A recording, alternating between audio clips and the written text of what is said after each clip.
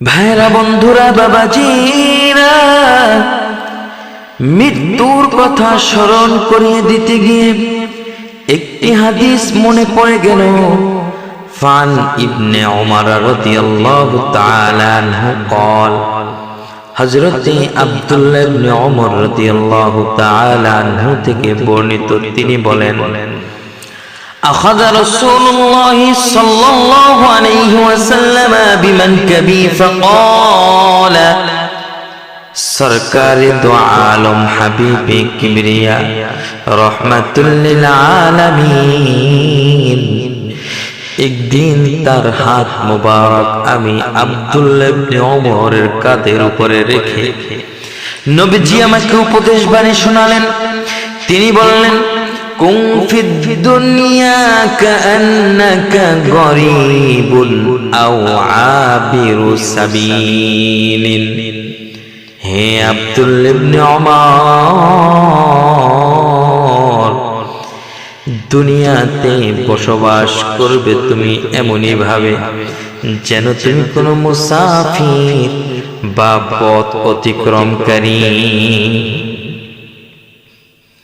وكان ابن عمر يقول, পরবর্তীতে এই কথার আলোকে হযরতে আব্দুল্লাহ ইবনে ওমর রাদিয়াল্লাহু তাআলা আনহু তিনি হামেশাই বলতেন, ইজা আমসাইতা ফালা তানতাজিরিস সাবাহা।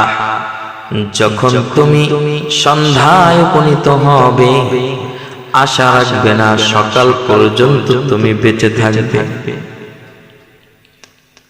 ওয়াইজা আসবাহতা ফালা তানতাজিরিল মাসাআ। যখন তুমি সকাল বেলায় উপনীত হবে, আশা রাখবে না যে সন্ধ্যা পর্যন্ত তুমি জীবিত থাকবে। কি বলেন, পৃথিবীর কোন মানুষ কি এমন কোন গ্যারান্টি দিতে পারে যে সকালবেলা উঠেছি বিকাল পর্যন্ত আমি হায়াত পেয়ে যাব? এই গ্যারান্টি পৃথিবীর কোন মানুষ বলেন, কোন জীব বলেন, কেউই কখনোই দিতে পারবে না। হযরতে আব্দুল্লাহ ইবনে ওমর রাদিয়াল্লাহু তাআলা আনহু তিনি আরো বললেন, অখুয মিন সিহাতিকা লিমারাতিকা। এই দুনিয়ার মানুষ, তোমরা শোনো, তোমরা সুস্থতার সুযোগ গ্রহণ করো তোমার অসুস্থতার পূর্বে। অমিন হায়াতিকা লিমাউতিকা, এমনকি তোমার জীবনের সুযোগ গ্রহণ করো মরণের পূর্বে। জীবনের সুযোগ গ্রহণ করো মরণের পূর্বে। ভাইরা আমার, এই হাদিস দ্বারা আমাদের মধ্যে একটা বিষয় স্পষ্ট হয়ে যায়, জীবন কার কখন কতটুকু আছে আমরা কেউই জানি না। যে কোনো মুহূর্তে, যে কোনো সময় মালাকুল মউত আমাদের কাছে এসে উপস্থিত হয়ে যেতে পারে। এখন কথা হচ্ছে, আমি যদি পৃথিবীতে দম্ভ ভরে চলি, ক্ষমতার অহংকার নিয়ে চলি, ধন সম্পদের অহংকার নিয়ে চলি, এমন তো অবস্থায় যদি মালাকুল মউত আমাদেরকে পাকড়াও করে ফেলে, তো রব্বুল আলামিনের দরবারে আমরা কেমন করে দাঁড়াবো? এই কারণে মৃত্যুর স্মরণ, এটা প্রত্যেক ঈমানদার, তার ঈমানের অন্যতম দাবি হচ্ছে মৃত্যুর স্মরণ।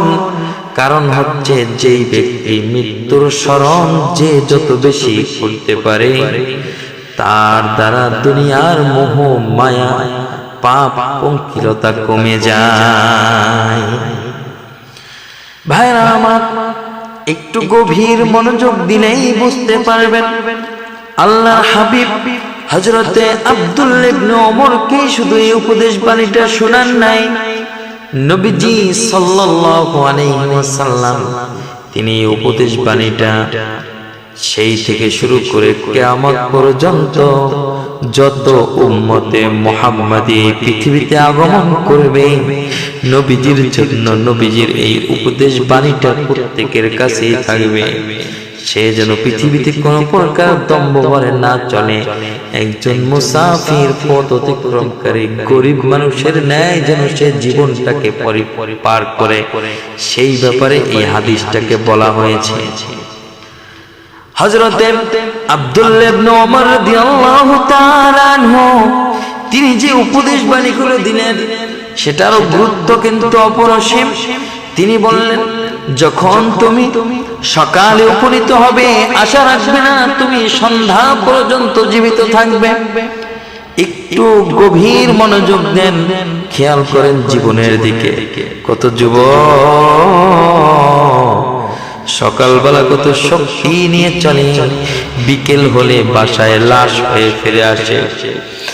কত ইয়াং জেনারেশন, কত ছোট মানুষ সকালবেলা বাবা মায়ের মুখে সুন্দর হাসি ফোটায়, বিকেল হলে লাশ হয়ে যায়। এমন হাজারো লক্ষ নজির পৃথিবীতে আছে না নাই?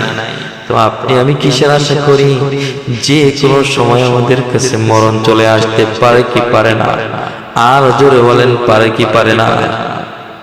এই কারণে মৃত্যুর জন্য প্রস্তুত থাকতে হবে, মৃত্যুর কথা সদা সর্বদা স্মরণ রাখতে হবে।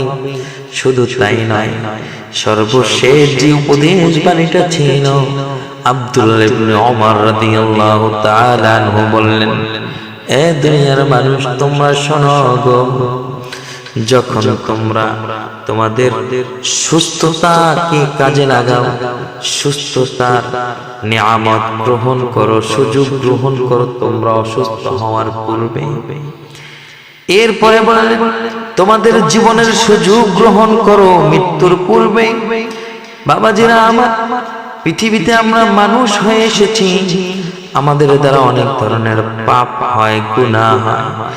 জীবন থাকা অবস্থায় যদি রব্বুল আলামিনের দরবারে মাপ চাইতে পারি, ক্ষমা চাইতে পারি, তো আল্লাহ তাআলা আমাদের জীবনের গুনাহগুলোকে ক্ষমা করে দিবেন।